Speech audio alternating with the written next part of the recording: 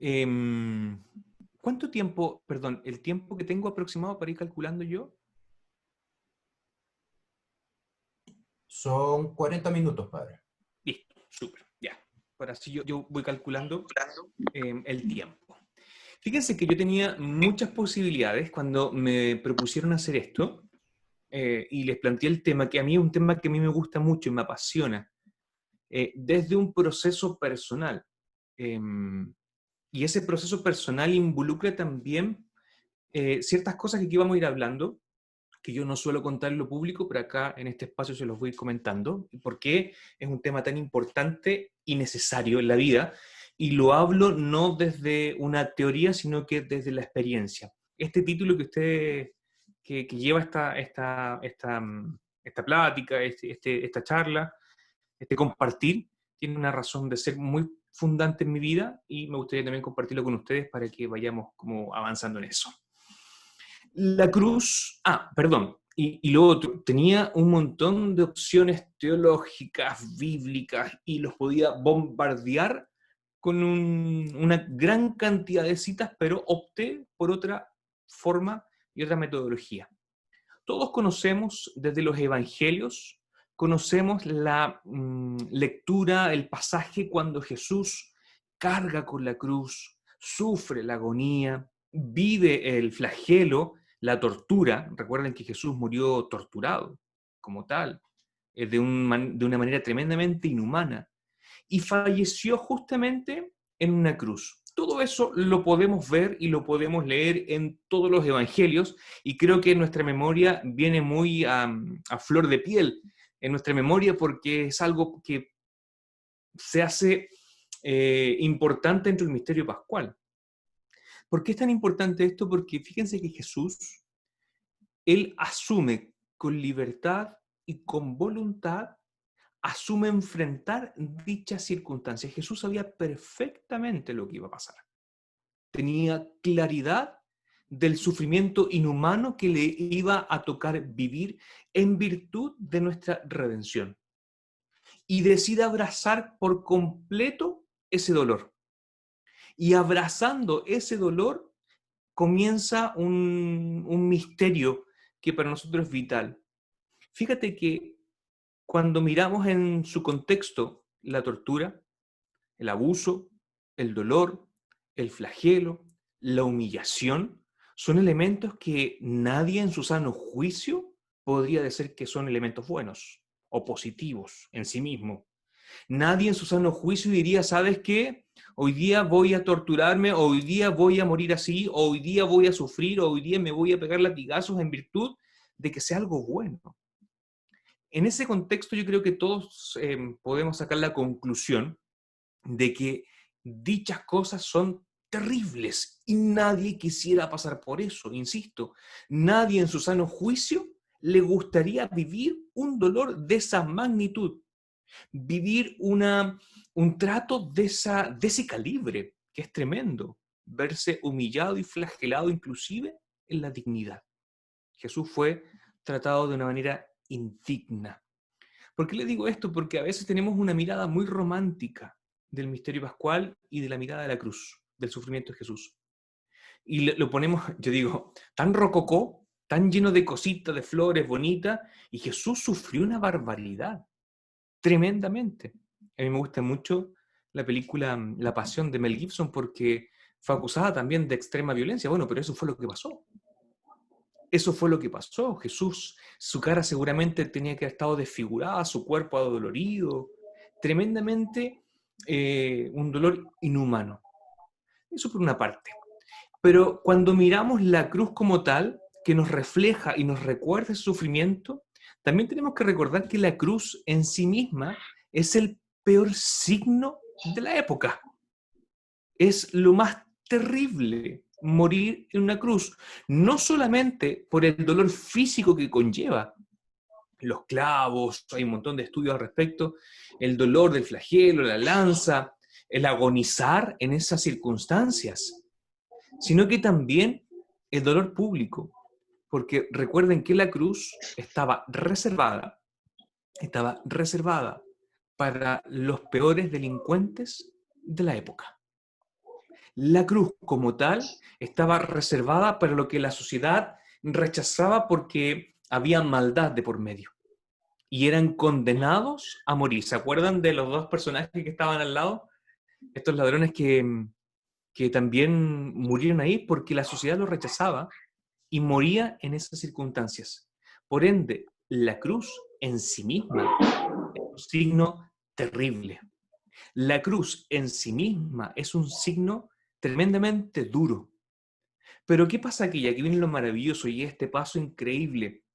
Porque cuando Jesús decide abrazar con libertad todo este contexto que vamos narrando y que sin duda todos ustedes, todos nosotros conocemos, cuando Jesús decide abrazar esto, no lo hace por masoquista, no lo hace porque le gusta el sufrimiento, sino que lo hace porque necesita entregar un signo concreto, más que necesitamos, nosotros necesitamos ver un signo concreto de esa dinámica que nos estaba pidiendo. Y la dinámica que nos pide Jesús constante y permanentemente es la dinámica de la reciprocidad, donde la donación abundante, donde la entrega generosa se hace una dinámica fundante en la vida cristiana. Jesús, antes de la cruz, constantemente nos va mostrando cómo la vida tiene sentido desde la entrega generosa de mi vida personal hacia los demás. Vamos encontrando la felicidad en esa dinámica de la reciprocidad, donde yo, buscándome en mi interior la felicidad, no la encuentro solamente en una mirada personalista, sino que la encuentro justamente en la salida hacia el otro. Sin despreocuparme, esto es súper importante, sin despreocuparme de mí, porque yo no puedo dar lo que no tengo.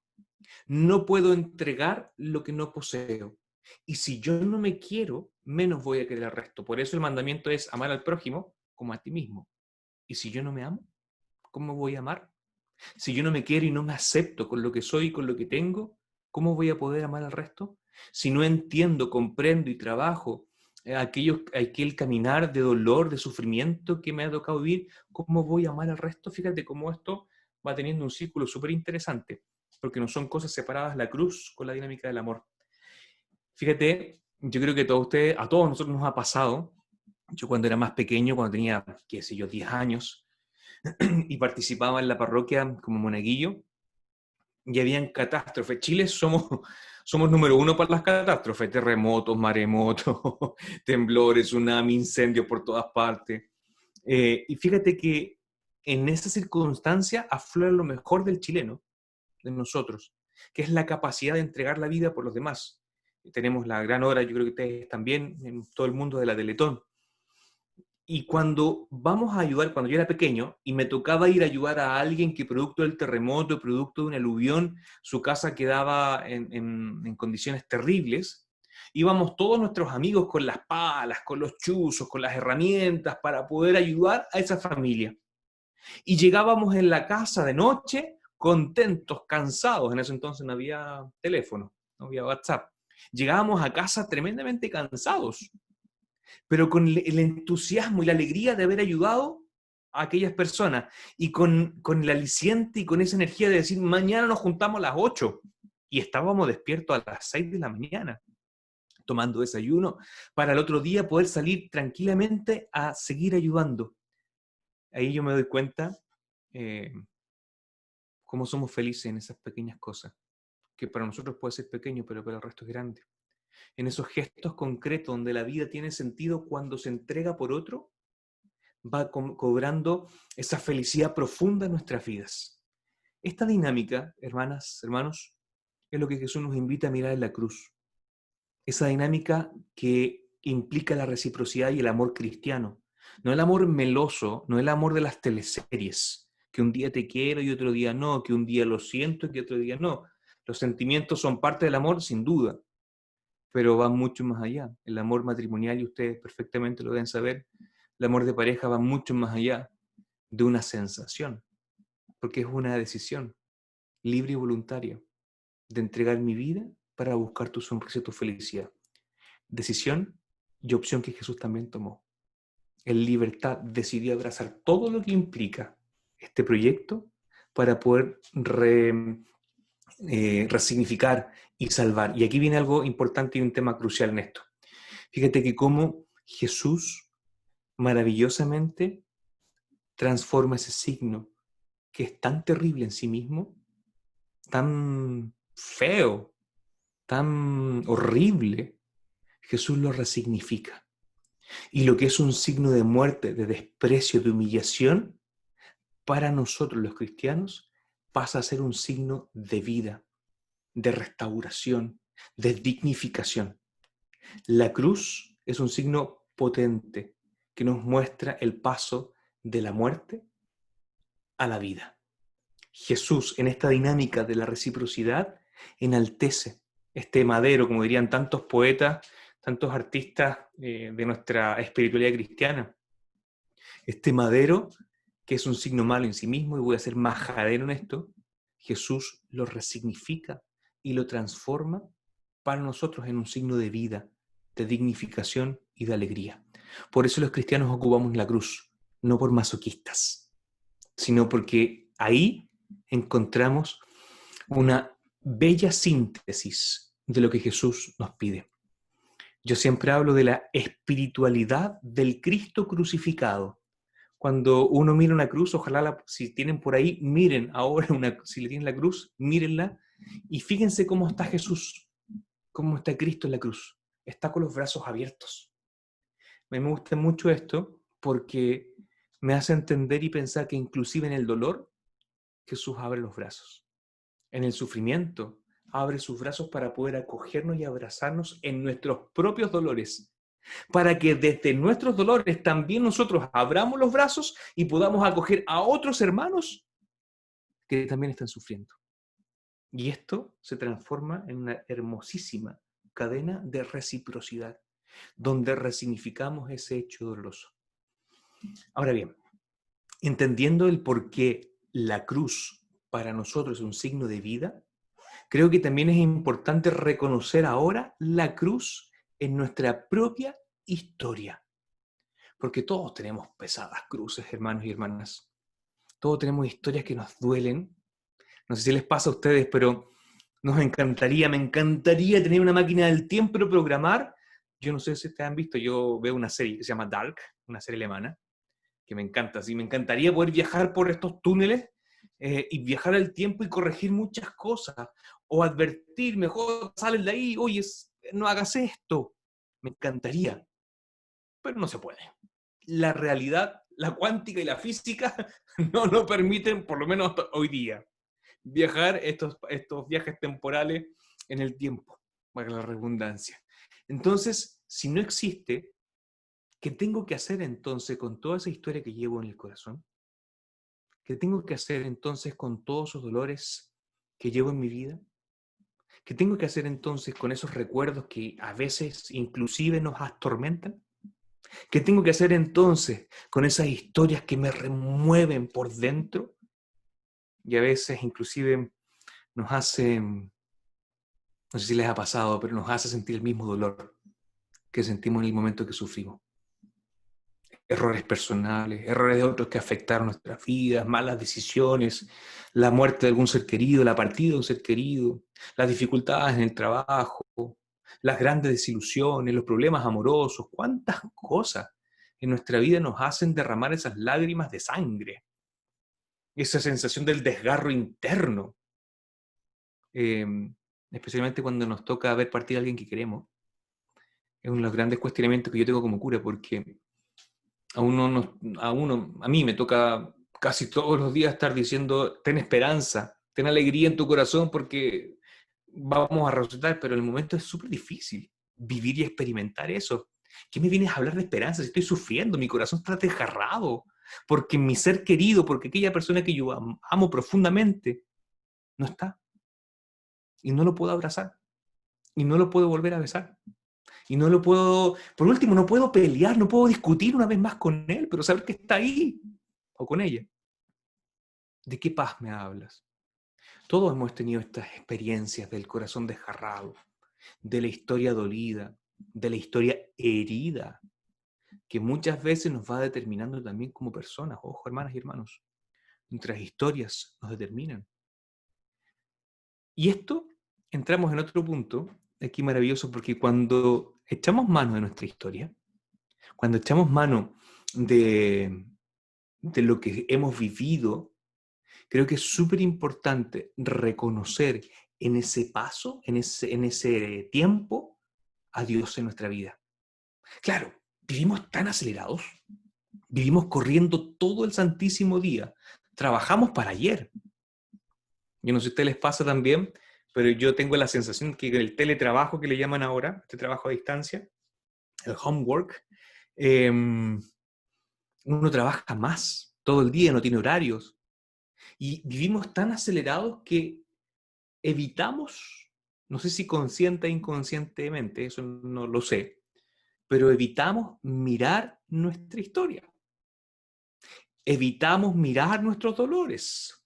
Evitamos mirar nuestras flaquezas. Evitamos mirar nuestro pecado. Evitamos mirar lo maravilloso que somos. Lo hermosísimo que somos a los ojos de Dios. Y si no logro reconocer a Dios en esa historia, ¿cómo me va a redimir? Porque Dios, hermana y hermano, se manifiesta en la historia. Dios se manifiesta en tu vida. ¿No me crees? Es cosa de leer la Biblia.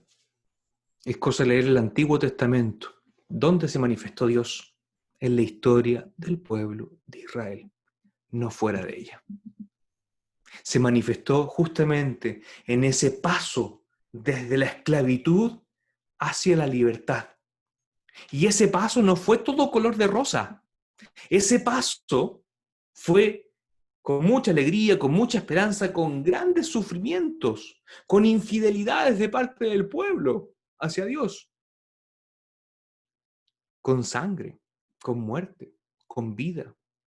Es justamente en esa historia donde Dios se va manifestando y se va revelando de distintas formas. Desde las manifestaciones, las teofanías que se llaman, desde las manifestaciones de Dios en la naturaleza, desde la manifestación de la poesía y el canto, como los salmos, desde la manifestación de los profetas, desde la manifestación del Espíritu, se va dando y se va encontrando con ese pueblo que sube, que baja, que ríe, que llora, que canta, que se entristece. Y si aún dudas de que Dios se manifiesta en nuestra historia, echa mano del Nuevo Testamento, donde Dios se revela, donde Dios se manifiesta en nuestra historia. Justamente en nuestra historia decide estar con nosotros en nuestra vida.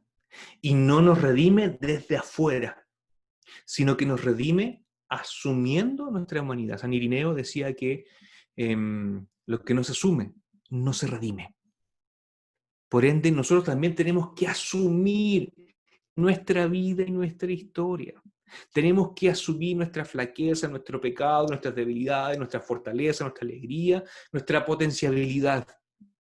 Asumiéndose todo y abrazando con humildad y con libertad, comienza una preciosa aventura donde, reconociendo ese dolor, se nos invita a mirar ahora de una manera distinta. Se nos invita ahora a mirar de una manera tremendamente distinta, no poniendo el énfasis en el error, sino que poniendo el énfasis justamente en la redención. En Chile, no sé allá en El Salvador, pero en Chile tenemos un dicho que dice: lo que no te mata, te hace más fuerte. Válgame Dios que aplica tremendamente bien en estas circunstancias. Aquella experiencia de dolor y tristeza que nos marcaron, hoy día también nos constituyen como personas. Cuando uno mira para atrás, hoy día somos todos adultos, todos jóvenes, pero adultos. Fíjate que cuando miramos para atrás decimos: oye, si yo no hubiese pasado por esto, a lo mejor yo no maduro, no crezco, no avanzo. Y aquella experiencia me ayudó a tener una nueva visión de la vida. Pero eso pasa cuando somos capaces, y aquí el nombre de este compartir, pasa por la resignificación. pasa por entender, acá en Chile también tenemos otro dicho más, no hay mal que por bien no venga. Mi madre hasta el día de hoy, antes de estar con ustedes, hablaba con mi mamá, y ella siempre me dice, no hay mal que por bien no venga. Parece una frase un poco autoflagelante, pero tiene mucho sentido desde la perspectiva de la espiritualidad del Cristo crucificado. Claro que sí, tiene sentido desde ahí. Porque ese mal se resignifica. Aquella situación que es tan compleja, un tinte y un color distinto. Por ende, un consejo, y aquí voy a citar nuevamente a mi mamá y a mi papá, que son mis grandes maestros. Fíjense que muchos me han preguntado dónde encuentro mis grandes referentes de sacerdote. Y yo siempre digo mis papás, mi mamá, mi papá, porque ellos me han enseñado a ser cura con su actitud de vida, con su forma de vida, esta reciprocidad. Yo creo que esta dinámica de la donación y la entrega la aprendí profundamente de ellos. Yo vengo de una familia muy humilde, mi papá es camionero, mi mamá dueña de casa. La aprendí de ellos. Entonces fíjate cómo este hecho de resignificar estas circunstancias se nos hace una oportunidad tremenda de crecer. Por ende, lo que iba a decir de mi mamá, no estamos o no se nos invita a pedirle al Señor que nos quite los problemas o las circunstancias complejas de la vida. Que dicho sea paso, lo más fácil es culpar a Dios de todo. Sino que estamos llamados a elevar nuestra oración pidiéndole al Señor que nos dé ese don del discernimiento y de su espíritu para poder enfrentar dichas circunstancias, dichos contextos, con la mayor altura posible, para que con ese espíritu podamos discernir y desde ese hecho que a lo mejor parece tan malo, podamos encontrar esa tierra fértil que nos haga crecer, esa tierra fértil que nos haga avanzar, esa tierra fértil que permita dar frutos. Y ojo, cuando encontramos circunstancias así y comenzamos a dar frutos, las raíces crecen, el árbol crece. Y ese árbol, hermana y hermano, también va a servir de alimento, protección, refugio para otros. Por eso yo partía diciendo, ¿se acuerdan al inicio? Que tengo que preocuparme de mí. Tengo que preocuparme de mi historia, de mi corazón, de mi vida, para que en esa paz interior que solo Jesús es capaz de dar, encontrándole ese sentido, pudiendo entender cómo Dios se ha manifestado, resignificando aquellos hechos de la vida, podamos también crecer y así ayudar a otros. Esto es importante, me avisan porque yo no sé cuánto tiempo me queda, yo hablo, soy bueno para hablar, así que si alguien me ayuda con el tiempo sería genial. Esto es importante porque tenemos que encontrar la paz. Hay un autor que a mí me gusta mucho que es Galtung. Dentro de mi estudio me tocó hacer un postítulo en manejo de crisis y conflictos, que justamente, bueno, un poco las temáticas que a mí me gustan mucho. Hay un autor que se llama Galtung, que habla de la paz, pero la paz de manera positiva y la paz de manera negativa. La paz de manera negativa es pensar que depende de la ausencia de un conflicto. Es decir, que si no estamos enojados, vamos a ocupar el ejemplo de un matrimonio, si estamos enojados, esa falsa paz, cuando no hay conflicto, no vamos a pelear, pero seguimos enojados, y nos vemos a las caras y nos da rabia, pero no ejercemos ni violencia, ni gritos, ni nada, ni una mala palabra, pero el ambiente está tenso, porque el conflicto sigue. Es una paz falsa, lo que Galtung llama la paz negativa, sino que estamos llamados a buscar la paz positiva del corazón y también con los demás, esa paz que es capaz de sentarse y dialogar para poder llegar a puntos en común. Esa es la paz positiva. Yo creo que es la paz que Dios nos pide, porque nosotros también tenemos que reconciliarnos.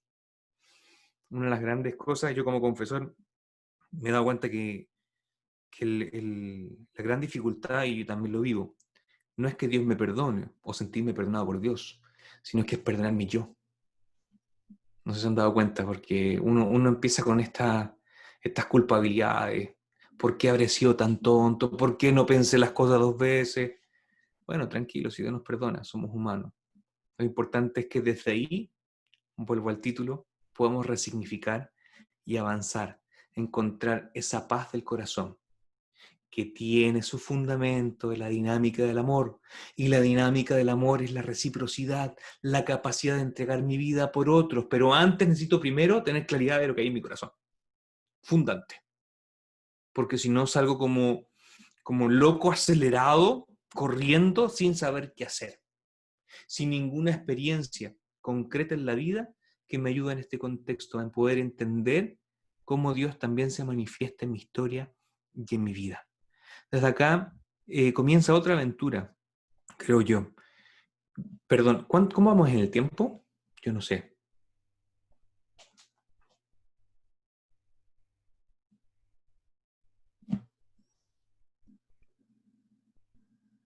15 minutos, padre.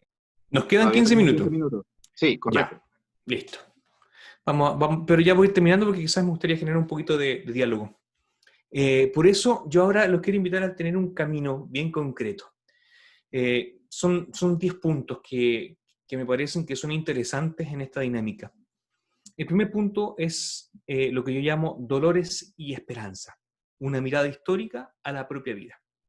Quizá ahí puede estar iluminado mucho por el texto de Mateo 1, del versículo 1 al 21, donde se trata justamente de hacer el ejercicio de reconocer esos dolores y esa esperanza de la vida. Y en ese contexto, el paso 2, reconocer el paso de Dios en la historia. Mateo 28, 20, Jeremías 31, versículo el 1 y siguientes, el Salmo 105, el Salmo 106, que también nos pueden ayudar bastante en la oración y la reflexión.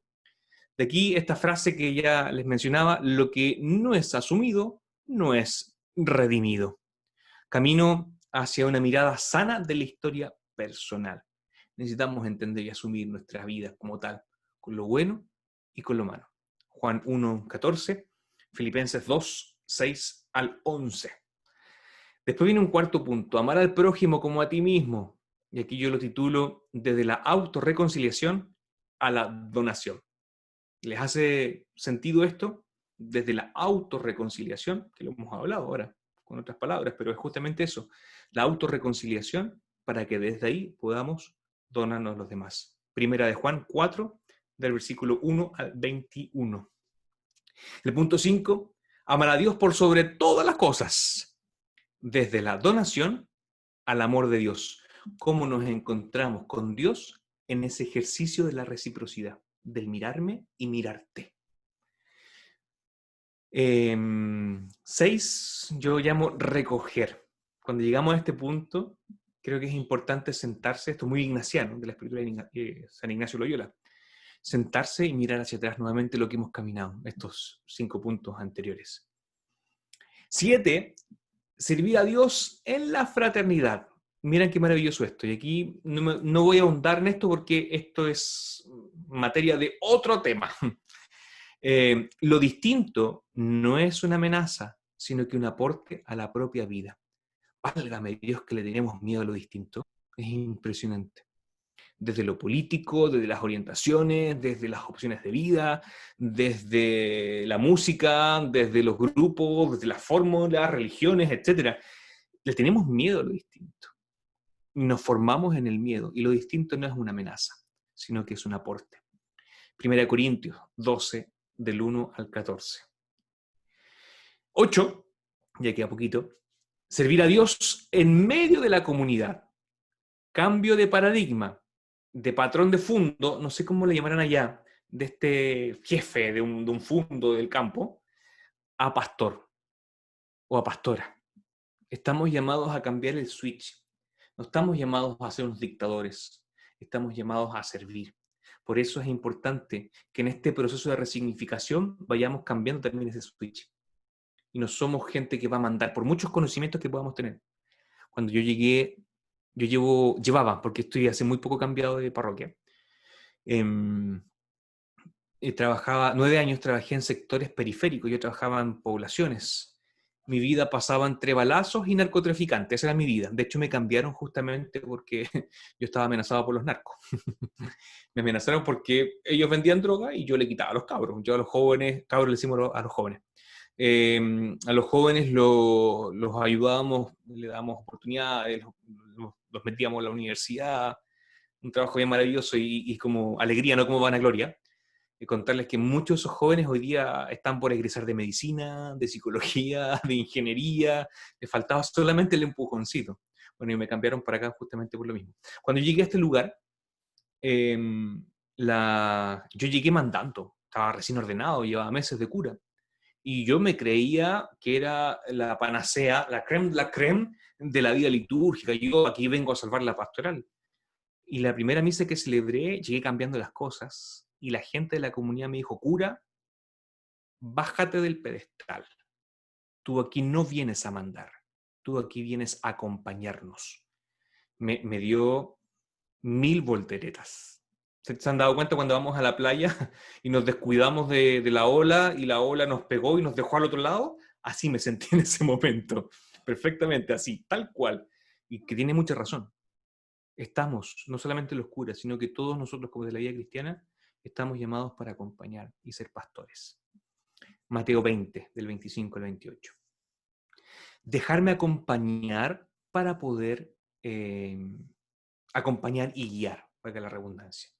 Tengo que también tener la suficiente humildad para reconocer en el otro un acompañante.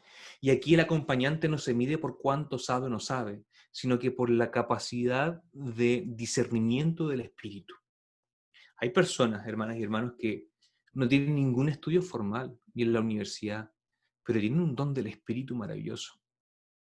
Una sabiduría que no viene de otra parte más que de Dios.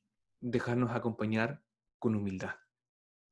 Juan 16, versículo 13, Deuteronomio 31, versículo 8, Juan 8, versículo 12, para acompañar eso.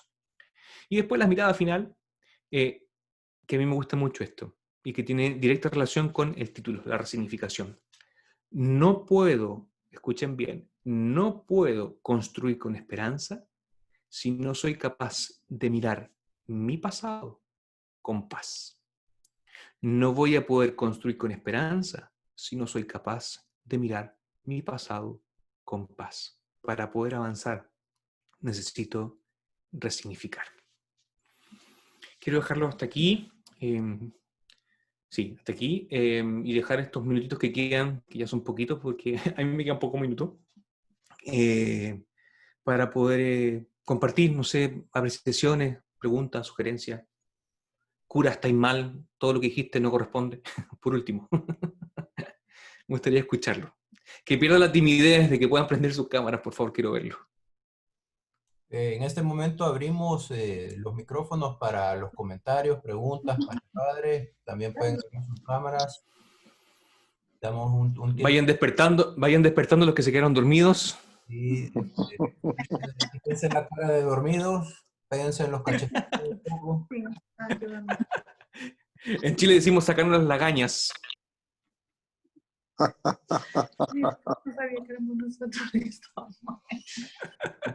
No nos dejan, padre, poner la cámara.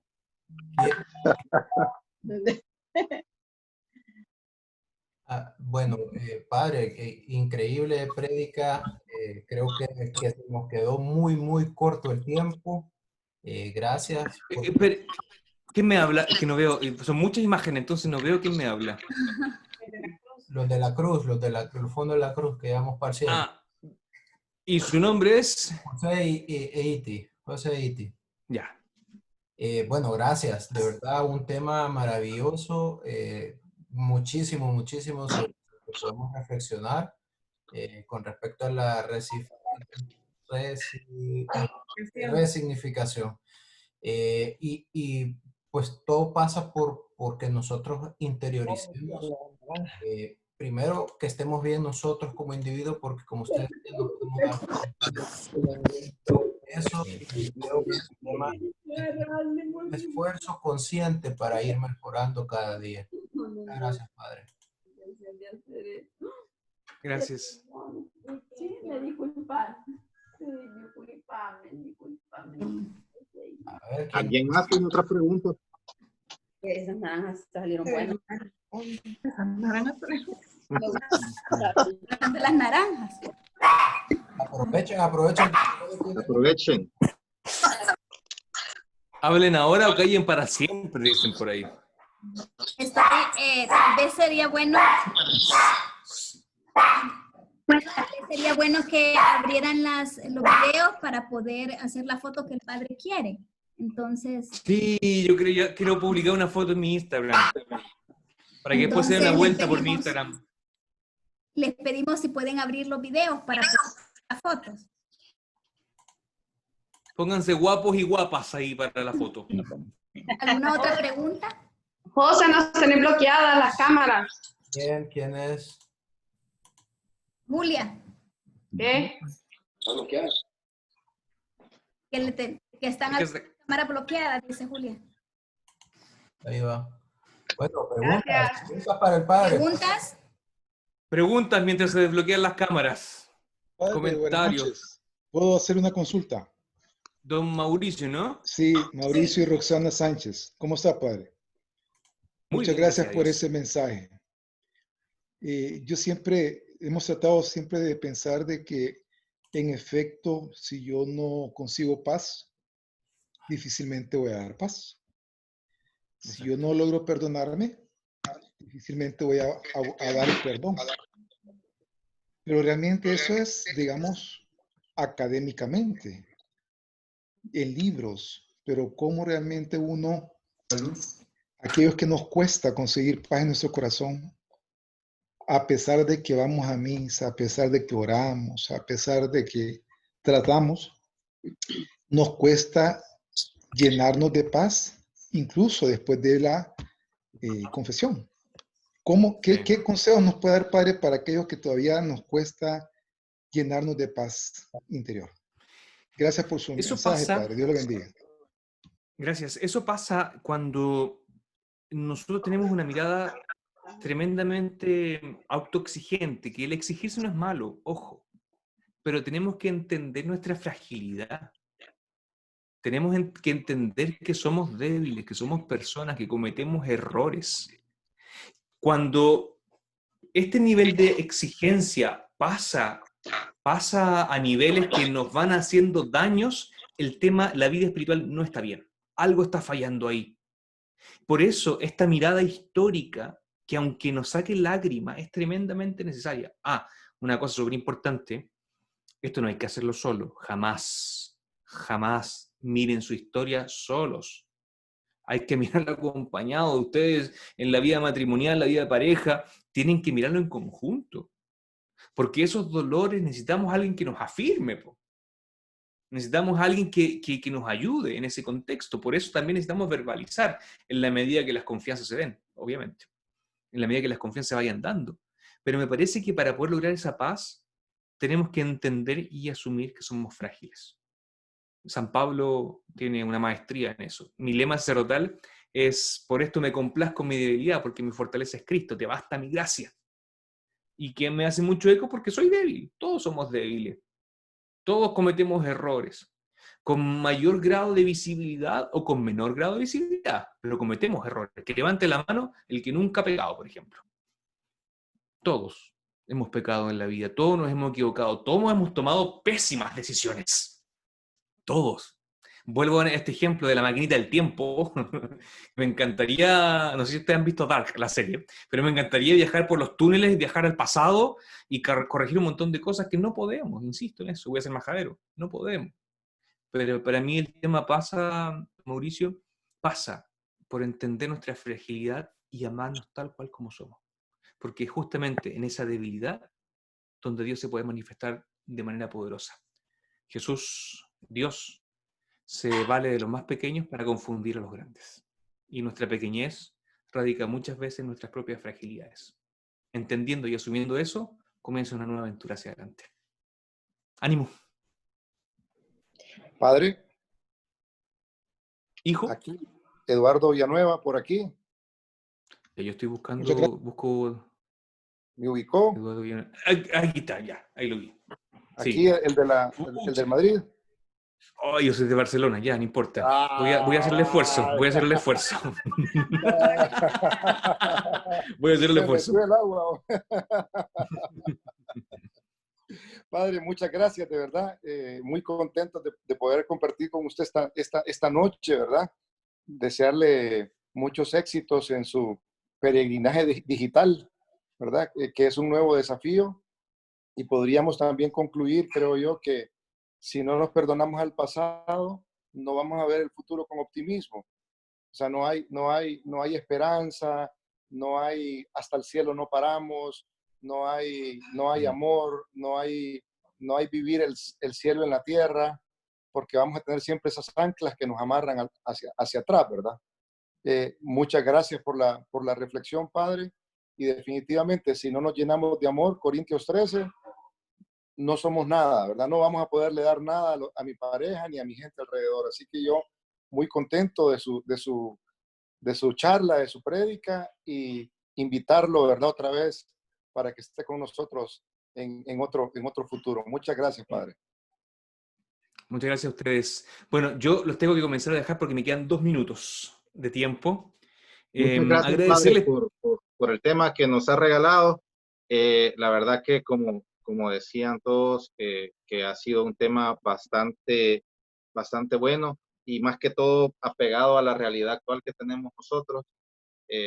Después de este tiempo que hemos tenido encerrados, nos hemos podido ver a nosotros mismos, hemos podido tener un contacto más directo con Dios. Igual le agradecemos mucho por el tiempo que se ha tomado para con nosotros, y queremos también pedirle que, aprovechando que está con nosotros, si nos puede regalar su bendición. Sí, cómo no. Vamos a hacer algo, yo tenía preparado algo por ustedes. Vamos a terminar con una canción. Vamos a cantar. Y terminar la canción, que es una pequeña estrofa de una canción de Martín Valverde, que a lo mejor ya usted, todo el mundo conoce a Martín Valverde. Pedir a Dios esa bendición para todos nosotros, ¿ya? Así que vamos a cantar. ¿Cómo son para cantar? Excelente. Aunque no estaba preparado. No sé dónde apareció esto.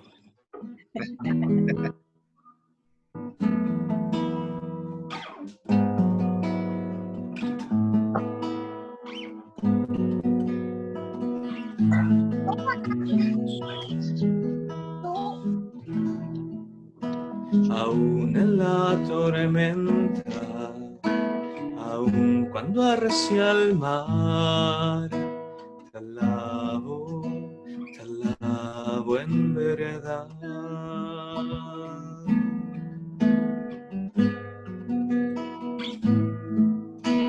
Aún lejos de los míos, aún en mi soledad, te alabo en verdad. Pues solo a ti te tengo, pues tú eres mi heredad. Te alabo en verdad. Pues solo a ti te tengo, Señor, pues tú eres mi heredad. Te alabo en verdad. El Señor esté con ustedes. Con tu espíritu.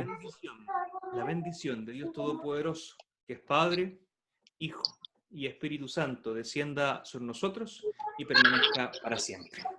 Amén. Amén. Amén, Padre. Quedamos en la paz y en la alegría del Señor. Demos gracias a Dios. Demos gracias a Dios. Un abrazo virtual. Muchas gracias.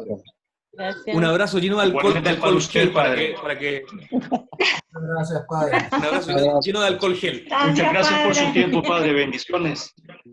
¿Sacaron la foto? Sí, ya la sacamos. Ahí se las Me la paso. mandan después por Instagram. Claro que sí. Me la mandan por ahí. Muchas Un gracias. abrazo. Chao, chao. Hasta luego, Padre. Chao, chao. Esté muy bien. Gracias, Padre. ¿Cómo salgo Gracias, yo? Padre. No tengo idea cómo se... Gracias a ustedes. Chao, chao. Gracias. Curso Durán, volvemos al orden nuevamente para terminar con el problema. Claro. Muchas gracias. Bueno, para los que estén interesados en seguir al Padre